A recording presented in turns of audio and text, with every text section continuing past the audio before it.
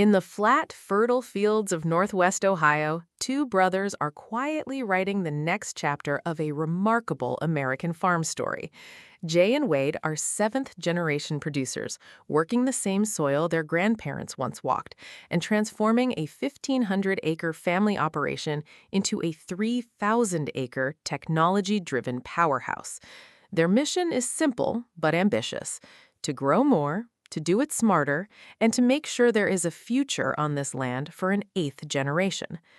On their operation, corn, soybeans, and wheat stretch to the horizon. But that is only part of the picture. The brothers also manage more than 260 acres of processing tomatoes and contract feed nearly 4,800 hogs, using diversification as a shield against volatile markets and unpredictable weather. One of their farms has been in the family for more than 100 years, earning official recognition as a century farm and turning every planting and harvest into a living link with the past. For Jay and Wade, that legacy brings pride, but also pressure. They say they feel a responsibility to keep expanding, not for ego, but to give the next generation real options to come back to the farm. To do that, they've embraced automation, from electronic color-sorting harvesters that can quickly separate quality tomatoes to precision tomato planters that help triple efficiency in the field. Equipment that once required long days of manual labor now pairs human experience with digital accuracy, allowing the family to farm more acres without losing the personal touch. The brothers also see their work as part of a larger environmental story that stretches well beyond their property lines. Their agronomist designs fertilizer programs built on the four rights: the right rate, source, placement, and timing, to avoid over-application and keep excess nutrients from flowing into nearby rivers and ultimately into Lake Erie. After tomato harvest, they seed cover crops like rye to hold nutrients in the soil and protect groundwater, a strategy that turns off-season fields into active tools for conservation. Risk management has become another pillar of their modern approach. They've turned to crop insurance, not only as a safety net when weather turns against them, but as a way to market grain with more confidence, knowing they have a financial floor on part of their production.